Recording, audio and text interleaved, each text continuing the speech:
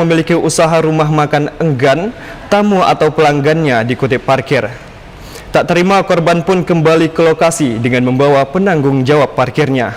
Bukan menyelesaikan masalah, ternyata korban menjadi sasaran amukan ketiga tersangka. Jadi adapun kronologis dari kejadian ini berawal dari korban yang merupakan tukang parkir yang ingin memungut parkir di depan usaha milik para tersangka. Dari hasil otopsi, ya, di korban ini ada 7 luka tusukan, ya, 6 diantaranya di bagian depan dan 1 di bagian belakang. Tersangka ini satu keluarga. Satu keluarga, ya, suami istri dan ipar. Ya. Atas perbuatannya, ketiga tersangka terancam hukuman selama 12 tahun penjara. Pemirsa, 3 orang pengusaha rumah makan. Pemirsa, maksud kami, Polda Sumatera Utara masih mendalami keterlibatan para pelaku geng motor yang ditangkap di Kabupaten Asahan. Dalam penanganan kasus geng motor, pihak kepolisian akan menyurati pihak sekolah jika para pelajar yang ditangkap terdapat pelajar. Kepala Bidang Humas Polda Sumatera Utara Kombes Pol Hadi Wahyudi menegaskan, belasan remaja yang ditangkap di Kabupaten Asahan merupakan terduga pelaku geng motor yang sempat terlibat kerusuhan yang menyebabkan adanya korban luka.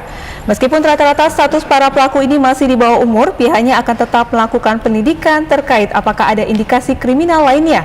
Selain itu, jika di antara para pelaku yang ditangkap berstatus pelajar, pihaknya akan menyurati pihak sekolah agar para pelajar yang terlibat diberi pembinaan sesuai dengan peraturan sekolah. Polisi juga mengamankan setidaknya 14 terduga pelaku geng motor yang kini tengah menjalani pemeriksaan. Ya, jadi yang sudah diamankan oleh Polres Asahan ada 14 orang. Semuanya anak-anak yang di bawah umur. Namun yang jelas di peristiwa awal bahwa ada korban yang diakibatkan penganiayaan dari kelompok mereka. Mereka tawuran. Jadi antar dua kelompok geng motor terlibat tawuran, kemudian ada salah satu yang menjadi korban luka-luka. Pemirsa, Polres Labuhan Batu Selatan menangkap salah seorang terduga pelaku pencurian kelapa sawit saat menjalani perawatan akibat luka tembak senapan angin di bagian kaki kemarin. Satreskrim Polres Labuhan Batu Selatan mengamankan salah satu komplotan terduga pelaku pencurian kelapa sawit milik warga Sabungan, Labuhan Batu Selatan. Pelaku PR diamankan setelah petugas melakukan penyelidikan dan mendapatkan informasi keberadaan pelaku tersebut di RSUD Rantau Prapat. Sebelumnya sempat terjadi amuk massa atas aksi pencurian di perkebunan milik warga. Warga yang marah kemudian membakar rumah dan mobil milik terduga pelaku. Menurut Kanit Pidum Satreskrim Polres Labuhan Batu Selatan, Ibda Dede Mulyadi, penangkapan ini berdasarkan laporan yang diterima, lalu dilakukan olah TKP, di mana ditemukan tindak pidana serta bukti-bukti yang telah dikumpulkan. Saat ini 9 orang pelaku telah ditetapkan menjadi tersangka. Salah satu tersangka dengan inisial PR sudah kita amankan tadi malam. Keberadaan dia di situ dipanggil oleh pelaku yang berinisial AR untuk membantu dia pada saat di TKP. Polisi masih melakukan pengejaran terhadap kawanan pelaku lain yang masih kabur usai insiden bentrok dan baku tembak menggunakan senapan angin antara para pelaku dan pemilik kebun sawit. Pemirsa, kami akan segera kembali dengan sejumlah informasi lainnya. Tetaplah bersama kami di Sumatera Utara hari ini. Pemirsa, perkembangan politik, ekonomi, teknologi semakin kompleks. Hal ini menciptakan spektrum baru dalam peperangan yang harus disikapi TNI. Pernyataan tersebut disampaikan Panglima TNI dalam amanatnya dibacakan Danlan Tamal 1 Brigjen TNI Mars Jasiman Purba pada upacara hari ulang tahun ke-79 TNI di lapangan Astaka Dispora, Sumatera Utara. Dikatakan TNI harus menyiapkan mental yang dapat diisi dengan sumber daya manusia yang inovatif dalam membangun institusi yang modern. Hari ulang tahun ke-79 TNI mengangkat tema TNI semakin responsif, integratif, modern, dan adaptif. Penjabat Gubernur Sumatera Utara menuturkan saat ini TNI telah menjalankan tugas-tugasnya dalam melindungi negara kesatuan Republik Indonesia dengan sangat baik. Fatoni berharap kedepannya TNI semakin maju dan terus menjawab seluruh tantangan yang ada dan semakin memperkuat sinergitas dengan forum koordinasi pimpinan daerah. Khususnya di Sumatera Utara, hal ini tentunya menjadi syarat untuk membangun Sumatera Utara yang lebih baik. Juga mengimbau kepada seluruh masyarakat untuk terus memberikan dukungan kepada TNI. TNI bersama rakyat akan kuat dan kita bersama-sama untuk membangun bangsa dan negara. Kami juga menghimbau kepada seluruh masyarakat di tahun ini kita masih ada agenda besar, yaitu Pilkada serentak di tahun 2024. Pencoblosannya akan dilaksanakan tanggal 27 November nanti. Tahapannya sudah dimulai, saat ini sedang kampanye. Kami dari pemerintah daerah, dari TNI dan Polri memberikan dukungan agar pelaksanaan pilkada ini bisa berlangsung dengan lancar, aman, sukses, dan damai. Kodim 0204 Deli Serdang dikejutkan dengan kedatangan puluhan personil Polres Sergai dengan berseragam lengkap. Kedatangan tersebut bukan untuk menangkap pelaku tindak pidana, melainkan membawa kue sebagai ucapan hari ulang tahun ke-79 TNI. Kedatangan puluhan personil Polres Sergai yang dipimpin Wakapolres Kompol Mukmin Rambe serta para PJU jajaran kemarin siang tentunya bukan untuk menangkap para pelaku tindak pidana yang berada di Kodim 0204 Deli Serdang. Namun kedatangan mereka untuk memberikan ucapan selamat ulang tahun ke-79 Tentara Republik Indonesia yang dirayakan secara umum di Indonesia. Jajaran diterima langsung Kasdim 0204 DS Mayor CZI TM Panjaitan beserta jajaran di Makodim 0204 DS. Kegiatan dirangkai dengan pemotongan kue dan nasi tumpang yang diberikan secara simbolis kepada jajaran Kodim sebagai simbolis keakraban dan kerjasama dalam menjaga keutuhan NKRI. Kasdim 0204 DS Mayor TM Panjaitan mengucapkan terima kasih pada Polres Sergai atas kehadirannya di Kodim 0204 DS dalam memeriahkan hari jadi ke-79 TNI. Pemirsa, gelombang tinggi yang melanda wilayah maritim Kepulauan Nias selama 3 hari membuat hasil tangkapan ikan nelayan menurun. Sebelumnya, Badan Meteorologi, Klimatologi, dan Geofisika BMKG telah memperkirakan gelombang setinggi 2,5 meter hingga 3 meter lebih berpotensi melanda sejumlah perairan di Indonesia mulai tanggal 3 hingga 4 Oktober 2024. Hal itu juga dirasakan para nelayan yang melakukan aktivitas memancing ikan di tengah laut. Pada kawasan maritim Pulau Nias, salah seorang nelayan asal kota Gunung Sitoli, Wawan Setiawan Hulu di tepian pantai Moawo kemarin mengatakan, anggota gabungan kelompok nelayan yang melakukan kegiatan memancing ikan di radius 18 mil laut cukup merasakan gelombang tinggi disertai hujan deras sehingga membuat mereka terganggu. Kondisi gelombang tinggi masih terjadi hingga Sabtu sore kemarin. Akibatnya hasil tangkapan yang mereka raup dalam sepekan biasanya 500 kg, kini menurun menjadi 300 kg. Menurutnya hasil tangkapan ini tidak sebanding dengan biaya pemeliharaan alat tangkap yang rusak dan biaya akomodasi selama melaut. Karena kondisi cuaca belakang ini pendapatan nelayan menurun karena ombak yang terlalu besar yang memungkinkan nelayan tidak dapat turun ke laut untuk memancing ikan. Untuk hasil tangkapan akhirnya ini bisa digambarkan berapa ton, berapa kilo, dan sebelumnya berapa, Bang? Yang biasanya 500 kilo. Yang biasanya 500 kilo sudah menurun menjadi 300 kilo. Apa Para nelayan berharap kondisi cuaca di Kepulauan Nias dapat normal kembali agar aktivitas melaut berjalan dengan lancar. Rumah Sakit Haji Adam Malik Medan dan King Salman Relief Saudi sukses melakukan operasi jantung sebanyak 7 pasien. Sementara operasi bedah jantung terhadap 15 pasien dewasa akan berlangsung hingga 7 Oktober 2024. Kepala Instalasi Pusat Jantung Terpadu Rumah Sakit Haji Adam Malik Medan, Tengku Winda Ardini menyatakan, operasi tersebut terdiri dari 3 pergantian katup, operasi bypass katup dan otra atau mitral dengan berjalan lancar. Kerjasama antara Rumah Sakit Adam Malik dan Arab Saudi ini menyasar masyarakat Sumatera Utara dan Aceh sekitarnya yang mengalami penyakit jantung agar kembali sehat. Rumah Sakit Haji Adam Malik Sumatera Utara bersama tim medis dari King Salman Relief Arab Saudi menargetkan pelaksanaan operasi bedah jantung 15 pasien dewasa hingga 7 Oktober 2024. Tim medis King Salman Relief kali ini beranggotakan 16 tenaga kesehatan yang terdiri atas dokter spesialis bedah jantung, dokter spesialis anestesi jantung, perawat ahli, perfusionis, terapis, dan teknisi medis.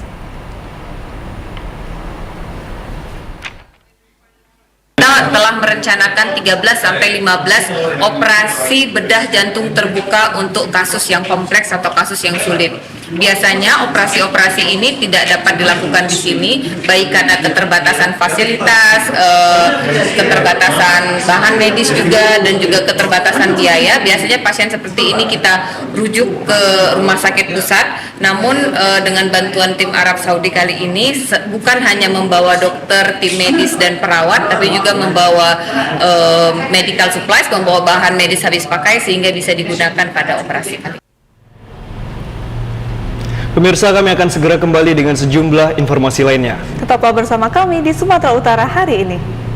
Pemirsa, terima kasih Anda masih tetap bersama kami. Calon Gubernur Sumatera Utara nomor urut 1 Bobi Nasution berpesan agar para relawan dan pendukungnya tidak mengikuti ajakan berpolitik yang mengandung fitnah. Hal tersebut disampaikan Bobi Nasution pada apel akbar kader DPD Projo Muda Sumut di kawasan Jalan Karya Wisata Kecamatan Medan Johor pada Sabtu siang. Selain Bobi, hadir juga Ketua Tim Pemenangan Paslon Bobi Surya Hinka Panjaitan, Ketua Partai Demokrat Sumut Lokot Nasution, serta beberapa relawan dari lembaga lain. Dalam kegiatan tersebut, Bobi mengingatkan agar Projo Muda Sumut yang notabene diisi oleh anak muda tidak menjadikan pengalaman politik pertama mereka menjadi pengalaman yang traumatis. Bobi berharap kader Projo Muda Sumut yang baru memiliki hak pilih agar tidak berpolitik dengan santun dan santai.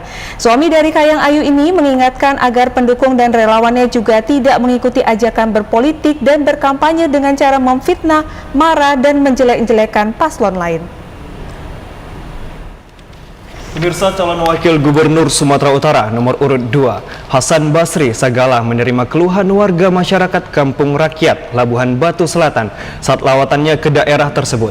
Warga mengeluhkan dan memohon bantuan wakil Edi Rahmayadi untuk menyelesaikan persoalan sengketa lahan di wilayahnya. Usai menghadiri pertemuan dengan para relawan dalam agenda kampanye di Kabupaten Labuhan Batu Selatan, Sumatera Utara, calon wakil gubernur Sumatera Utara, Hasan Basri Sagala, dihadang oleh warga Kampung Rakyat Labusel. Hasan yang spontan turun dari mobilnya lalu mendengarkan keluhan warga yang mengaku lahan tempat tinggalnya kini sedang mengalami sengketa dengan salah satu perusahaan swasta di areal perkebunan Desa Tanjung Mulia, Labuhan Batu Selatan. Warga mengaku lahan yang telah mereka tempati selama 27 tahun kini diambil alih secara paksa dan sepihak oleh perusahaan tersebut. Warga menyebut meski berulang kali dilakukan mediasi dan disepakati bahwa lahan tersebut akan dikembalikan ke warga, namun hingga kini lahan yang terdapat sekitar 300 kepala keluarga tersebut masih dikuasai oleh pihak perusahaan. Mendengar keluhan warga tersebut, Hasan Basri Sagala mengatakan bahwa kepentingan warga harus lebih diutamakan dibandingkan kepentingan komersial. Oleh sebab itu dirinya berjanji akan mempelajari persoalan tersebut dan akan berpihak kepada warga dalam penyelesaiannya jika nantinya terpilih sebagai Wakil Gubernur Sumatera Utara. Menjelang pemilihan kepala daerah 2024 secara serentak di Indonesia, Dinas Kependudukan dan Pencatatan Sipil Kabupaten Deli Serdang melakukan perekaman kartu tanda penduduk elektronik bagi pelajar SMA yang berusia 17 tahun. Program rekam EKTP Go to School adalah program yang dilakukan oleh Dinas Kependudukan dan Pencatatan Sipil untuk memudahkan siswa dalam mendaftar EKTP. Menjelang Pilkada serentak 27 November mendatang, Disduk Capil Kabupaten Deli Serdang gencar melakukan jemput bola ke sekolah-sekolah, diantaranya perekaman EKTP di SMA Negeri 1 Lubuk Pakam. Di sekolah ini ada sebanyak 468 siswa-siswi yang sudah memasuki usia 17 tahun. Wakil Kepala Sekolah Muksinun Muris menyatakan, dengan kehadiran petugas perekaman EKTP Disduk Capil Deli Serdang ini dapat membantu sangat membantu sekali anak didik yang sudah berusia 17 tahun. Diperlukan bukan kartu selatan. Program ini terus menerus setiap tahunnya agar membantu para siswa pengurusan KTP lebih praktis, dan kami berharap dan rasa terima kasih kami kepada Kepala Dinas Kependudukan Deli Serdang yang begitu tanggap dan sigap untuk mengantisipasi pencapaian KTP secepat mungkin. Sementara itu, Kepala Disduk Capil Deli Serdang Misran Sihaloho menyatakan program inovasi Go to School sudah berjalan lebih kurang 5 tahun. Menurut data, ada sebanyak 12 ribuan lebih warga yang memasuki usia 17 tahun pada tanggal 27 November 2024. Agar tidak kehilangan hak suaranya, pihak Disduk Capil melakukan jemput bola melalui program Go to School. Tentu berdasarkan data tersebut kita pilah-pilah di mana data siswa yang banyak belum melakukan perekaman, maka kita coba melakukan pendekatan dan menghimbau kepada pihak sekolah untuk kemudian agar kita bisa bekerjasama melakukan perekaman di sekolah tersebut. Sampai pada saat ini ada sekitar 12.468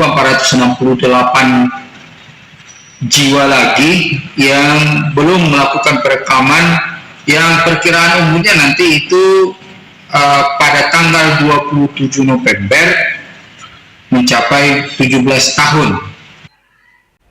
Untuk persyaratan melakukan perekaman EKTP hanya membawa kartu keluarga dan dapat mendatangi kantor kecamatan atau datang langsung ke kantor Disduk Capil Kabupaten Deli Serdang, dan pembuatan EKTP ini tidak dipungut biaya. Pemirsa, kami akan segera kembali dengan sejumlah informasi lainnya. Tetaplah bersama kami di Sumatera Utara hari ini. Pemirsa, KPUD Serdang Perdagai saat ini telah menerima sejumlah logistik pilkada, diantaranya bilik pemungutan suara, tinta, sampul formulir, dan kotak suara. Selanjutnya menunggu formulir lainnya, serta surat suara yang akan dikumpulkan di Gudang 2 Pematang Guntung, Teluk Mengkudu, Sergai. Mendekati pelaksanaan Pilkada serentak 27 November 2024, KPUD Sergai telah menerima sejumlah logistik pilkada di Gudang 2 Pematang Guntung, Teluk Mengkudu. Adapun sejumlah logistik yang telah tiba, diantaranya kabel TIS sejumlah 15.408 sesuai dengan kebutuhan. Bilik pemungutan suara sejumlah 5.136, segel 63.000 lebih, tinta 2.568, sampul formulir model 2.568, serta logistik kotak suara sejumlah 2.605.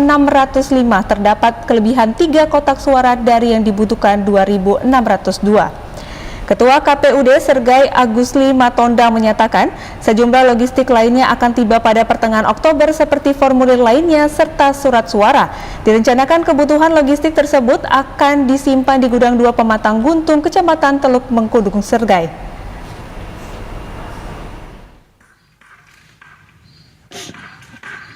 Logistik yang lain menyusul akan kita terima insya Allah mulai dari pertengahan Oktober ini akan kita terima. Itu pertama formulir-formulir, termasuk juga nanti surat suara. Pemirsa, logistik penyelenggaraan pemilihan kepala daerah terus disiapkan di wilayah Kota Gunung Sitoli, diantaranya dengan menyortir perlengkapan pemungutan suara serta dukungan lainnya sebagaimana ketentuan yang berlaku. Berdasarkan peraturan KPU nomor 12 tahun 2024, logistik pemilihan di Pilkada Serentak 2024 yakni perlengkapan pemungutan suara serta dukungan perlengkapan lainnya. Khusus untuk penyelenggaraan pemilihan wali kota dan wakil wali kota Gunung Sitoli, KPUD setempat sudah menerima logistik tersebut kecuali surat suara. Kepala Subbagian Keuangan Umum dan Logistik Sekretariat Komisi Pemilihan Umum Kota Gunung Sitoli, Nurman Lase, siang tadi menjelaskan keseluruhan logistik yang didistribusikan dan diterima pihak penyelenggara hampir rampung dan volumenya menyesuaikan kebutuhan berdasarkan jumlah tempat pemungutan suara dari 6 wilayah kecamatan di daerah. Untuk sementara memang tidak ada kendala, cuman kadang-kadang kalau ada logistik belum ada informasi sebelumnya. Jadi kita dikagetkan bahwa tiba-tiba ada gitu. Sebelumnya memang dari pemilu tahun kemarin itu 2 hari sebelum sampai kita sudah dikabarin. Tetapi ini belum kita dikabarin, tiba-tiba ada logistik. Cuman kita sebagai penyelenggara siap. Karena 24 jam standby di lapangan. Nurman Lase juga menegaskan pemenuhan logistik pemilihan tersebut berpedoman pada kejujuran, adil, berkepastian hukum, terbuka, akuntabel, efektivitas, dan efisien, yang penerapannya turut dipantau Bawaslu serta Gakumdu termasuk masyarakat umum. Masyarakat Peduli Demokrasi menggelar unjuk rasa di kantor Bawaslu Labura terkait salah satu paslon bupati dan wakil bupati yang tidak memenuhi syarat pendaftaran Pilkada 2024. Kedatangan massa aksi ini pada saat berlangsungnya musyawarah penyelesaian sengketa Pilkada terbuka. Massa mengungkapkan kekecewaan mereka atas keputusan KPUD Labura yang telah menetapkan salah satu paslon yang mendaftar calon bupati dan bupati Kabupaten Labuhan Batu Utara tidak memenuhi syarat. Akibatnya, paslon tersebut secara otomatis tidak dapat menjadi peserta Pilkada tahun 2024. Koordinator aksi Tagor Tampu Bola menyatakan kedatangan mereka ke kantor Bawaslu Labura meminta agar proses musyawarah penyelesaian sengketa Pilkada yang diselenggarakan KPUD berlangsung terbuka sesuai undang-undang dan peraturan yang berlaku. Kami meminta kepada Bawaslu Labuhan Batu Utara agar proses musyawarah penyelesaian sengketa pemilihan diselesaikan sesuai dengan peraturan yang berlaku. Dan yang kedua, meminta kepada Bawaslu Labuhan Batu Utara agar mendesak KPU Labuhan Batu Utara segera menetapkan pasangan calon yang status memenuhi syarat menjadi memenuhi syarat atau MPS agar tidak terjadi calon tunggal ataupun kotak kosong pada Pilkada serentak di Kabupaten Labuhan Batu Utara. Menindaklanjuti hal tersebut, Ketua Bawaslu Labura Maruli Sitorus berjanji akan mengawal proses musyawarah penyelesaian sengketa Pilkada secara terbuka dan pihaknya akan menjalankan aturan yang ada tanpa intervensi dari pihak manapun. Bawaslu juga akan mendesak KPUD Labura agar menetapkan salah satu paslon yang tidak memenuhi syarat dapat memenuhi syarat agar tidak terjadi calon tunggal pada Pilkada yang akan datang. Kami tidak goyah. Kami tetap akan memeriksa, melanjutkan proses persidangan ini sesuai dengan aturan yang berlaku. Ya, jadi kami tidak bisa diintervensi. Seandainya Bapak membawa massa 10.000 pedagang ke sini, bahwa kami akan tetap memproses sesuai dengan peraturan undang-undangan dengan memperhatikan seluruh aspek. Pemirsa, kami akan segera kembali dengan sejumlah informasi lainnya. Tetaplah bersama kami di Sumatera Utara hari ini. Pemirsa, objek wisata alam masih menjadi tujuan utama bagi masyarakat untuk berlibur, khususnya bagi masyarakat yang membawa keluarga. Salah satu wisata yang dapat dikunjungi adalah objek wisata pemandian alam Karu Indah yang berlokasi di Kecamatan Sebinge, Kabupaten Langkat. Tempat ini menjadi daya tarik bagi pengunjung karena nyaman dan harga masuk juga murah sehingga tidak mengeluarkan kocek yang begitu dalam. Para pengunjung hanya perlu membayar parkiran kendaraan dengan tarif Rp50.000 untuk mobil dan Rp15.000 untuk sepeda motor sudah termasuk menikmati objek wisata air. Dibuka pada awal tahun 2019, pemandian alam Karo Indah mulai ramai dikunjungi setelah pandemi COVID-19. Tempat ini menarik minat pengunjung pada akhir pekan. Para pengunjung juga dapat menyewa pondok tenda Rp30.000, sementara untuk bandi tarif sebesar Rp20.000. Jarak dari Kota Medan hanya sekitar 1 jam, memudahkan pengunjung untuk menikmati liburan bersama keluarga. Dengan suasana yang masih asri, air jernih yang mengalir di sela-sela bebatuan menambah kenyamanan keluarga saat menikmati wisata air. Tempat ini memang menawarkan pengalaman yang menyenangkan sehingga banyak pengunjung yang rindu untuk kembali. Pengunjung Hendra dan Fatima menyatakan meski sudah 5 kali ke lokasi objek ini, namun dirinya tidak bosan karena lokasinya dekat, murah, dan menawarkan kenyamanan. Tempatnya murah, itu kalau untuk anak-anak tidak terlalu berbahaya karena dia tidak dalam.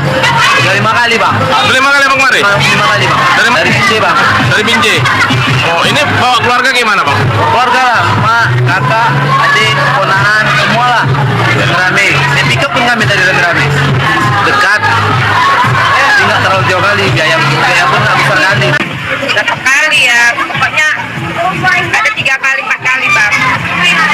Lebih murah, terjangkau lah, deket, dan rame-rame. Makanan juga murah-murah terjangkau. Ya kalau nggak ada kemana-mana dengan kantong yang sedikit, di sini enjoy.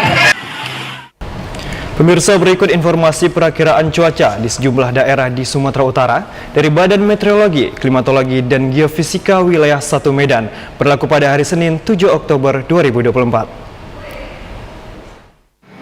Halo Sobat BMKG, Assalamualaikum warahmatullahi wabarakatuh. Jumpa kembali bersama saya Budi Prasetyo, Perkirawan Balai Besar Meteorologi, Klimatologi, dan Geofisika Wilayah 1 Medan yang akan menyampaikan informasi perkiraan cuaca dan titik hotspot Provinsi Sumatera Utara Senin 7 Oktober 2024. Pagi hari wilayah Sumatera Utara berawan, siang sore hari berpotensi hujan dengan intensitas ringan hingga lebat di sebagian wilayah Sumatera Utara, di mana potensi hujan lebat terjadi di wilayah Asahan, Batubara, Pematang Siantar, Labuan Batu Utara, dan Karo.